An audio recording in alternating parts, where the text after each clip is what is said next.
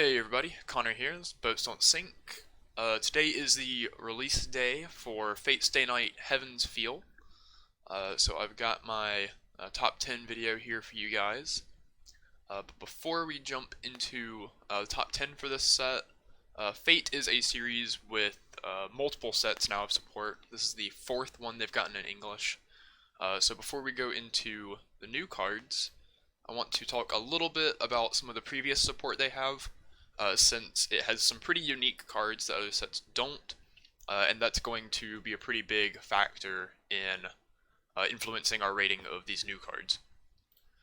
So first up we have these two cards, which both have the same effect of giving your characters Encore with the cost of putting the top card of your deck into your clock.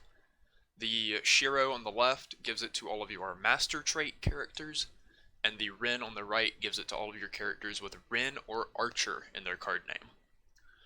So giving your characters Clock Encore makes them resilient. They can stick around for any number of turns, which means you're able to recur climax combos over multiple turns, or you're able to keep powerful walls on the board even if they get reversed for one turn. And it makes a lot of your threats able to stick around a lot longer and put a lot more pressure on your opponent. It also turns any level 0 that you draw with the right name or trait requirement into a effectively plussing 0 for clock cost. So these are a big part in what makes Fate sort of a unique set. Next we have the Illya and Sakura from the first Unlimited Blade Works set. Both of these again have the same effect. It's on play from hand. You can put a card from your hand into your waiting room, look at up to 4 cards from the top of your deck, choose one character, reveal it, and put it into your hand, put the rest into waiting room. So this is the same effect as Winter Akatsuki, the Rin level 0 from Cinderella Girls. It's an effect we don't see a whole lot nowadays. Used to get prints here and there. Most of the time now you're seeing it when it's put from stage to waiting room or something like that. On play gives you a lot more control over when you do it, what you grab, letting you use it in the same turn. So it's a very powerful effect. The Illya on the left only grabs Master Trait characters off of this, and the Sakura on the right only grabs green characters. So you can see already the sets have sort of split all the different decks based on traits and names and colors. So a lot of the cards are not going to be working together as well as we like. They sort of split this up into multiple different decks and fleshed them all out separately. Next we have Flames of Purgatory. This is a card that is... it's a profile that we've seen quite often. You search for, in this case, one Master Trait and one Servant Trait, reveal them, put them in hand, shuffle, discard one, and then put this into your clock. The version of this that saw the most play is Tolovru's Event. It's a 1/1 that searches for one trans trait and one housework trait, but costs you a stock. This one instead is just clocking you, so it helps you keep your stock around, can push you into the next level if you need for whatever reason, or just be, a costless way to get multiple cards. This one's especially powerful if you have a strategy that does want you to have both master and servant characters available to you. It's not a lot of them, but being a costless search too is very powerful if you need to get the right cards with it. So it's a card to keep in mind as we look through these. So as you can tell from Master having multiple cards on those lists, Master Trait was the most fleshed out trait, and typically what was played as the deck in the past. Fate hasn't really seen a whole lot of play recently, just due to being outdated, but Fate has a lot of options in the Master Trait, so that's the one we're probably going to be keeping the biggest lookout for, since it has the most support already. But it's not the only one. You see here, there's sort of the 4 big sort of archetypes we have this set divided into. We've got the Master Trait, we have the Saber and Shiro, which in Unlimited Blade Works 2 also added Rin to a lot of their effects, so Saber, Shiro, Rin. We have Rin and Archer, and then we have green cards. And all of these have a number of support cards and brainstorms and assists and climax combos and whatnot related to them. So apart from new cards that build their own decks in this set, we also want to think about what could update these decks and give them powerful boosts. So yeah, without further ado, let's move into the top 10. So my number 10 for the set is In Charge of Fuyuki Rin. So this card has a lot of text on it. A lot of it is confusing as to why it's on the card. It seems like it wants to do a lot of different things at once.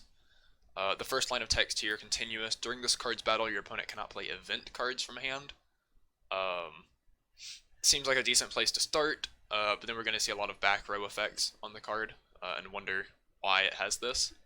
But it's more just this card is able to fill a lot of roles. You can use it as an advantage engine, and then push it up at some point to attack with. You're able to block any number of events throughout the game.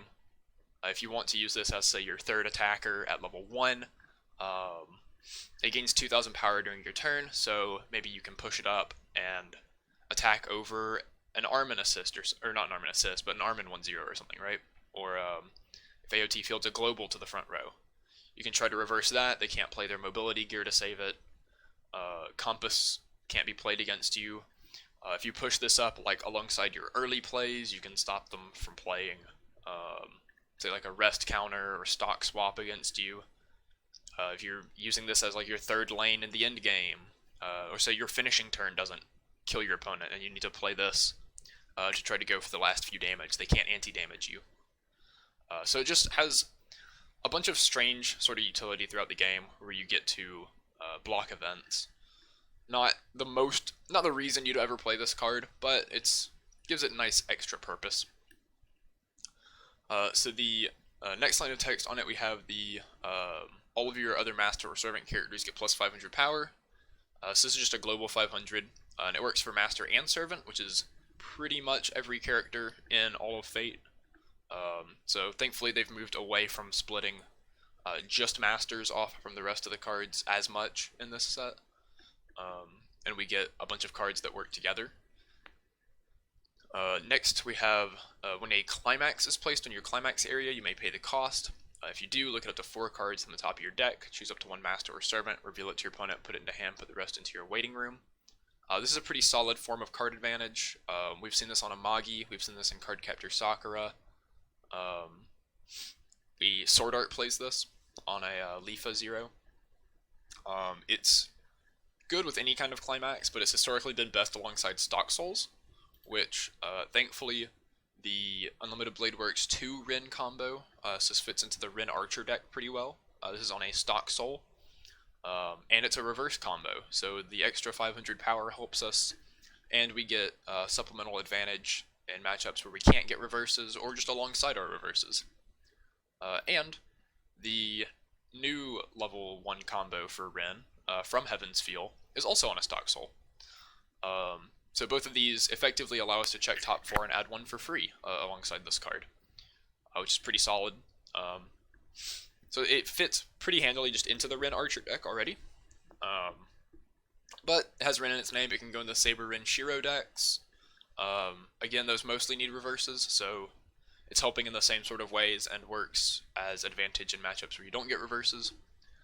The last effect we have here is choose a level 0 or lower character on your opponent's center stage, put it into his or her waiting room. This effect is sort of contradicts what you want with reverse combos, but you can still use it to, in lanes that you're not trying to combo off. If your opponent has, say, Batclan of Hida, and can bounce their Batman back to hand, you can get rid of that so that you get your reverse. Or if your opponent has the Mai level 0 from Bunny Girl Senpai, that on reverse lets them check top 3 and add 1 to hand and hand filter. You can just send that to waiting room immediately so they don't get their hand filter. Stuff like that, every now and then. You're probably not using the bottom effect a whole lot, but notable. This Dreamt of Moment Rin here, a lot of the new Rin cards are based on using act abilities. And this gives you an act ability on this same card to use to activate all your effects. So lots of synergy with lots of different stuff. Makes this a pretty just solid card overall. Number 9, we have Brilliant Smile Sakura. So this is an assist. It's a level assist. 500 times levels the characters in front of it. When this card is placed on the stage from your hand or by a change effect, which we'll see we have a change to it right here, this is level 2, you may choose one master or servant character in your waiting room and return it to your hand. And then we have Act, rest this card, choose one master or servant character in your waiting room and put it into your stock. So the turn we play this, we're able to refund one stock from its cost, and on the second turn that we've played it, we have effectively paid no stock for it, and have gotten a salvage and a level assist onto the board. So lots of solid stuff here. The Sakura comes out at level 2, which lets us get a level assist on the board. Unfortunately not the same turn, so it is a draw phase change, so we have to wait until the next turn. But it makes our second turn at level 2 going into any turn at level 3 pretty strong, and potentially lets us start building actually positive stock off of it by the time we get to level 3. In addition, there is a bond to this card, which is where one of its coolest uses comes into play. Since it salvages on play, we can... so the important part is the first effect on the bond. When this is placed on the stage from your hand, choose one of your master or servant characters, and that character gets plus 1500 until end of turn. In any matchup where we need a lot of power, we can play the bond, give 1500, discard a card, add Brilliant Smile Sakura from waiting room to hand, play the Sakura over the rider, salvage the rider back, rest the Sakura, get a stock, so we only paid one stock for it, play the rider back over the Sakura, discard a card again, get the Sakura back to hand, give another character 1500 power. And you can keep looping this as many times as you have a stock to pay, and a card to discard for the... not even a card to discard, because you're getting a card back off the salvage. So yeah, really as many... well, let's see. Yeah, you're going -1. You're going -1 and paying a stock every time you want, so pay 1, ditch 1, pump 15. It's not the most efficient thing, but it's not really taking any extra slots in your deck, and lets you pump effectively infinite power, as long as you have resources, which lets you get over big decks. Bunny Girl is the main one that comes to mind, with their Futaba great performance that can hit anywhere from 15 to like 18 to 20,000 power. Doing this a couple times to get over gives you pretty good way to kill her, which is pretty solid. Brilliant Smile Sakura also just makes your grindier end games really efficient, because resting for stock lets you loop climax combos over multiple turns, especially if you have like pay to discard 1 costs or anything like that, which a lot of cards in Fate are like pay to stock or pay to stock and discard a card. So solid card overall, helps with a lot of end game strategies. Number 8, we have Anti-Heroic Knight Rider. So this is a 2-1, which normally 2-1s, the main reason we're seeing them, they're either backups, assists, or killing level 3s. This is going to be the latter. So continuous during your turn, this card gets 1000 power for each of your other master or servant characters. So on a full board, this is going to be a 10,000 power. Auto, when your other master or servant character attacks, this card gets plus 1500 power until end of turn. So attacking last, it'll be a 13,000. And then when this card's level 2 or higher battle opponent becomes reversed, you may put the top card of your deck into your stock. So the main thing, well, first, this also relates to the same change. So this sort of all ties into one package. We can, when we play the changer, you can discard a green character to choose this rider from your waiting room and put it on any position of your stage, which saves you another stock. So very stock efficient package. And we can attack same turn with it, etc. So pretty solid there, getting this out for free and being able to like toolbox for it. As with most cards, like the 2-1 Xenon and anything else that like gains 6,000 when it attacks at level 3, or gains like 4,000 in a soul when it attacks at level 3, Z1 Zwei, we're probably primarily using this to kill early plays, since any of our level 1s are going to want to like feed on the opponent's level 1s with all the reverse combos we have. Early plays we don't have great ways to deal with, and our own early plays can get anti-changed. So This gives us a level 2 that can't be anti-changed, and since we get a stock back when we reverse something, we're effectively paying 0 stock to come in and nuke their early play. Just pretty solid. The one thing you'll notice though, since this card does not specify level 3 or higher anywhere on it, like those plus 6,000 cards and stuff like that, we can actually use this to kill standby targets as well, which is something that a lot of other decks don't have good ways to do. And we've gotten a lot of good standby decks recently, Sword Art, Bunny Girl. We have like 3 more standby decks lined up on the horizon coming out next year, so it's probably something you're going to want to have in some of your decks, like a way to deal with standby.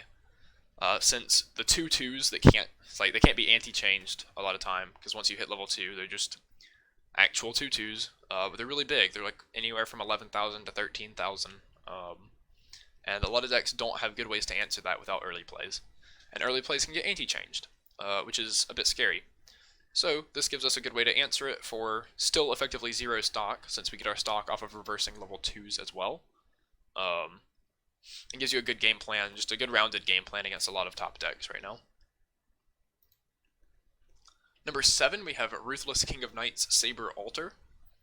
So this is a level 0. If your stock has 2 or less cards, this gains 1500 power. And auto, pay 1, discard 1. Search your deck for a master or servant character, reveal it, put it into hand, and shuffle. So this is just a drop search that acts as a 35 in the early game. I really like cards like this that have multiple roles. Not only is this hand filter that can search out your level 1 combo or anything, like throughout the game you can play this at level 2 and search an early play, or play this at level 3 and search a finisher. But it also acts as an oversize at level 0, which means it's a turn 1 play, it's a turn 2 play, that can build you card advantage early. Another card we've seen that sees play with a similar purpose is the Kendo Bootcamp Suguha in Sword Art. This is also a drop search that is at 3k power with a downside. So this is just even stronger, right? It's 35 instead of 3k, and doesn't actually have a downside that it gives your characters. Because you really only care about being an oversize early anyway, so the fact that late game you'll have more than 2 stock, it's not really something we're worried about there. So overall, this is a really solid card that fills multiple important roles. And being red and having Saber in its name means it fits pretty nicely into the Sabre Rin Shiro deck or the Sabre Shiro deck. It can search masters, so it can sort of be a tech into the master trait deck. And it's red, so it fixes Rin in your mostly yellow Sabre Shiro decks. So pretty, just solid card overall. Fills like just about any role. Number 6, we have Mysterious Girl Illya's Feel. So this is a level 3 early play. The early play condition is having Mad Warrior's Howl Berserker in your clock, which is this 004k. It's a condition we've seen fairly common recently. This gains plus 500 power for each of your other master or servant characters, putting us at 11,000 on a full board, which is pretty large for an early play. That's about the same size as like Adventure with Everyone Lisbeth, which in my opinion is one of the strongest early plays in the game right now.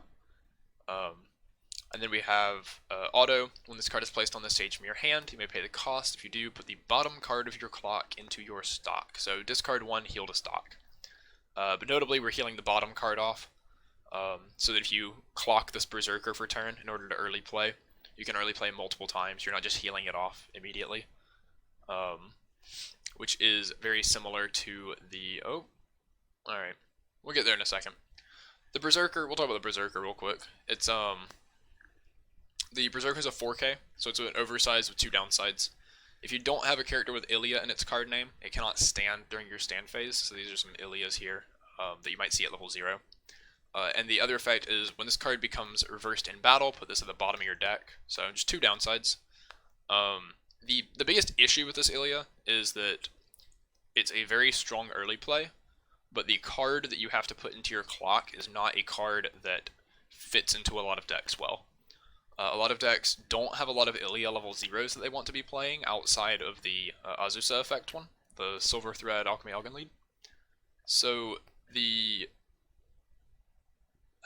sort of just like a lot of decks, in a lot of decks, you'll be playing it, and it'll be an oversized, and it will just not stand, right? And that's bad. So a lot of people don't like the idea of playing this Illya as an early play, and you just use it as a one-stock healer later in the game. In decks that have more focus on blue and want to play, say, the Illya Brainstorm or something like that, are gonna have a lot better of a time with this and like use it to more full potential. But even in decks where you might play like 2 or 3 of the Berserker and hold it just to clock, it fills a very similar role to the Brimming with Fighting Spirit Len, right? And this card sees play as like a 4 of, in both of these see play as 4 ofs in the Gun Gale decks. Obviously, the Death Wish Pitohui is a much better card than the Berserker, but it's effectively the same card, just 500 power bigger, right? The Len's a 10-5 with same effects everywhere else. So it's a card with a lot of potential. I think the biggest issue is just figuring out how many of the Berserker to play, whether to play it, how you're going to make sure it stands, etc. Obviously, you can like drop search into Azusa and guarantee it stands. That's going out of your way for a lot of cards, just for your 4K though. But it's also a card that this is going to have a lot of potential in the future. If we get like a Heaven's Feel Part 3 set or anything like that, future Fate support that has Illya in it can help that card a lot. So, solid card. Even if you're just playing this as an 11k one-stock healer, it's a solid card. Moving on to number 5, we have Distortion of Daily Life Sakura. So this is a 1-0. On play from hand, put a climax from your hand into your waiting room. If you do, choose a master or servant character in your waiting room, return it to hand. That's a common effect we see on level 0s, just pitching climaxes to salvage. And this is also a cost 0 clock bomb. So it becomes reversed, battle opponent's cost 0 or lower. You can put the top card of your opponent's clock into waiting room. If you do, put that character into your opponent's clock. Solid card. I'll talk about the first effect first. Normally this is just used as a climax out. However, Heaven's Feel is pushing pretty hard this 8 treasure deck using these 2 climaxes. Based on like Sakura and Rider, because Heaven's Feel or whatever. And anyone that's ever played with treasures knows that they get stuck in your hand a lot. So this is a way to fix that, right? These Sakuras, you can just play them, and they turn a climax into any card, and then also just remove one of your opponent's cards. Like, permanently, kind of. They can't encore it, at least. So, really good hand filter that fits into the deck and helps it get away with sort of its gimmick of being 8 treasures, without the big downside of being 8 treasures. And then in addition, the second effect here, being a clock bomb, is in any game where you're able to field this Sakura before your opponent hits level 1, and attack with multiples of them and have them live, so that your opponent has to attack back into them, you're able to threaten a lot of climax combos. You see Aaron and Astolfo here both have the return to hand when they're frontal attacked effect. But if they get clock bombed, then your opponent just loses out on that part of their plus. So your opponent's going to be getting a mobility gear and then not having characters on board. Or getting the top check off of Rider and then not having characters on board. So you're able to sort of hinder decks like that. Their other option is siding into, obviously, which means -1 soul. And if you're taking less damage and playing a deck with 8 treasures, where you probably have a climax in hand every turn, you can push them back for pretty good damage. And especially in the case where they frontal you, and they open up a direct attack slot, you're now pushing a lot of damage compared to your opponent, which is part of why this plays into this strategy so well. It also threatens combos that sort of want to stick around on board, and not even just climax combos, but any characters that are 1-0s and want to stick around on board. Prince Eugen is commonly a 7k on defense, with like pump it up to like 95 or 10,000 with backups. And that's a big part of contact collection strategy, right? So if you're able to remove that or force your opponent to side attack or whatever, and if they side attack, you can just attack back into them with the Sakura, remove their guy, regardless of whether they back up. And then clock encore yourself, because you're master trait. So you can just keep pressure on your opponent, and open up direct attack slots against a lot of decks that don't want you pushing Global Soul into them every turn, especially not like Global Soul into direct attacks. Because swinging 3 and 4 damage into someone on their first deck before they get compressed is very powerful, and can almost single-handedly win you a game sometimes if enough of the damage goes through. Number 4, we have Sword Shrouded by Wind, Saber. So this is the level 3 Saber from the set. The first effect here is when it's placed on the stage from your hand, choose up to one of your opponent's characters, return it to his or her hand, and this card gets plus 2,000 power until end of turn. The second effect is going to look familiar from like Commanding Strength Asuna. Pay 1, put 1 card from your hand into your waiting room. When this attacks, you may pay the cost. If you do, all of your master or servant characters get plus 500 power and plus 1 soul until end of turn. So both of these effects sort of play hand in hand together to make this card very powerful at ignoring your opponent's board state. And some of the stuff we can do with this, right? We can return characters to hand, so we can dodge counters, or we can pump soul into our characters to side attack to dodge counters. So if your opponent, is holding up, say, a rest counter or an anti-damage counter, we can bounce a lane back to hand, so now they can't counter in that lane. Or we can pump soul into our characters, so we can side attack and not give them a counter step. So that's sort of our first option with it. Our second option is against decks that sort of prevent you from attacking or prevent you from dealing damage. If our opponent gives minus soul to our characters, we can just pump soul back into them. And say instead of swinging 3/3/3 with our climax, if they minus 2 soul 2 of our characters, we can pump soul into them, and now we're swinging 2 instead of 3, and sort of mitigate the effects of their minus soul.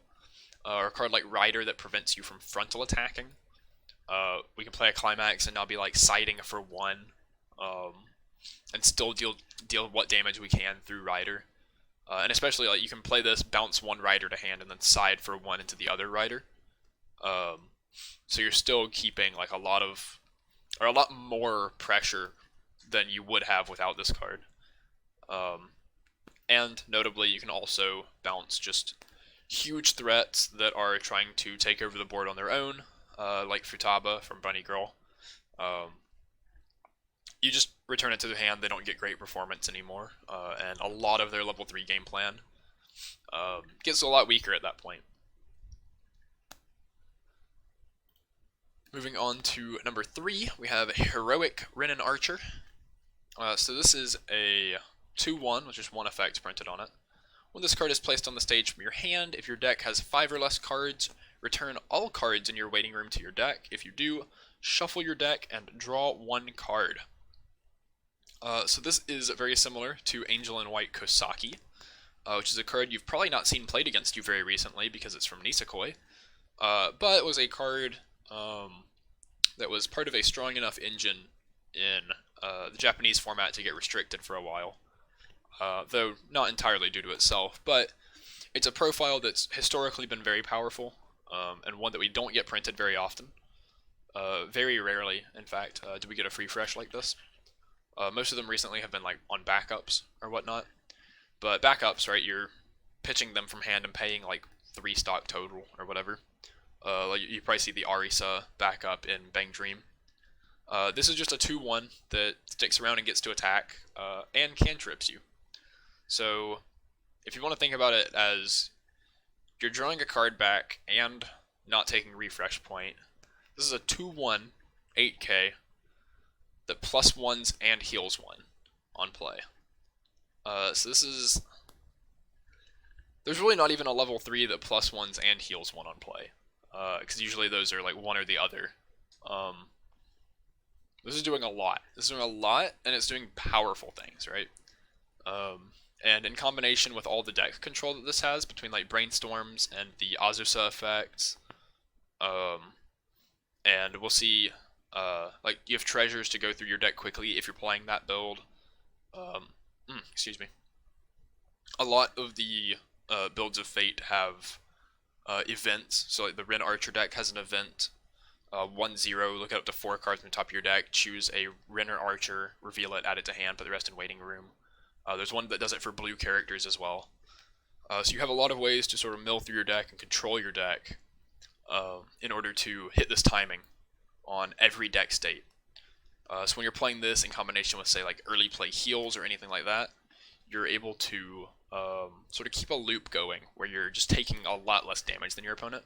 You're keeping your compressed deck states around, and you're not taking refresh point for doing so. So it just ends up being a very powerful, influential card in the set. And it's Master and Servant trait, and has Rin and Archer in its name. So it fits in like everything except the green deck. Right? It fits in everything except the green deck and like the dedicated Illya Berserker deck, which we're not really talking about because that deck doesn't have enough cards to really be what it wants to be. Yeah, super strong card. Next we have Presage Flower Sakura. So this is a Brainstorm. It's just a regular rest itself, salvage a character for each climax revealed Brainstorm. Notably, this Brainstorm is not trait limited. It can salvage anything, which means you can just slap this in any deck and have a self-tap salvage Brainstorm.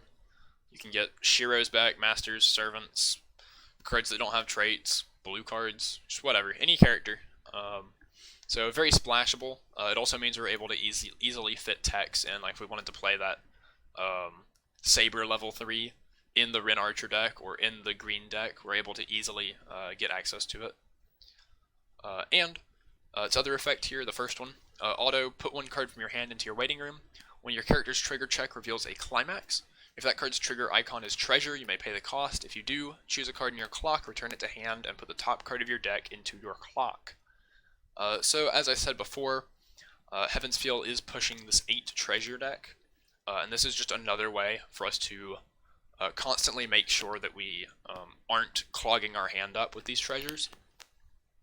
So whenever we trigger one, we can discard any card, right? So we can either, if we have too many treasures in hand, we can discard the treasure, or if we didn't have any and we want to hold this first one so that we can play it again next turn, we can discard a different card that we don't need and hand fix out of our clock. So this gives us even a little more deck control. This is effectively like mill 1. Really, it means our trigger checks are going through 3 cards, right? Because you're hitting the treasure, and then you're stocking the top card of your deck, and then you're also putting the next card into your clock. So we can go through our deck rather quickly, which helps us keep hitting our refresh timings for the 2-1 Rin and Archer that I just showed at an even more reasonable pace, and have a lot of control over that. It also notably describes any card, not any character, which lets us play some events in the deck, and even at like 2 copies have multiple chances to get them throughout the game. If they ever go to our clock and then we trigger a treasure, we can grab them out and sort of hold them from there. So these are probably the 2 events that you'd see off of this the most commonly, but it can grab any event. So really, if there's any event that you wanted to play and you're like, oh, I just don't have a way to dig for this or a way to guarantee that I have this, it's a little more consistent now. And at number 1, we have Monstrous Glance Rider. I have this at number 1 because I think this is the most sort of meta-warping card in the set. It has a very unique effect. So first effect here is when this is placed on the stage from your hand, you may put the top card of your clock into your waiting room. So it's just a typical heal, which is great because this deck wants to play a very grindy end game, where you're going slow, healing a bunch, and not taking damage. And we have a climax combo. On attack, pay 2, discard 1 if Mystic Eyes of Petrification, which is this climax here. It's one of the 2 treasures I've been showing. Is in your climax area, you may pay a cost. If you do, this card gets the following 2 abilities until the end of your opponent's next turn. So the first ability is the character facing this card cannot frontal attack. And the second ability is the character facing this card gets minus 3,000 power. So these do a lot of things, right? If your opponent cannot frontal attack, they have to side attack, which means instant minus 3 soul to their character. So this is kind of like a minus soul top end, similar to Siege or Arisa or the Swimsuit Amelia, where you're giving minus soul to your opponent's characters, but you're not targeting ever with this one, so any hexproof effects don't matter, and you're minus 3 souling a single lane. So you're basically anti-damaging whatever lane this is in, unless your opponent can get to 4 soul or higher. a lot of things that this stops that are popular. It's not just these. It stops a lot of stuff, right? Mikasa, it basically makes her a zero soul swing that also can't deal damage on reverse. So it's just on attack, deal one, and then they move to their next attack, unless they hit good triggers. Yukina can't get her reverse, so she has to like side for zero and then not do anything else. Um, Batman Ninja is a restander. It still gets to restand, but since it's side attacked, it goes to 0 soul, and then side attacks again and goes to -3 soul, so that's not doing anything. Decks with like cancel burns aren't really doing anything because they need you to cancel, and if they're swinging for 0 and like maybe triggering to 1, probably doesn't matter anyway.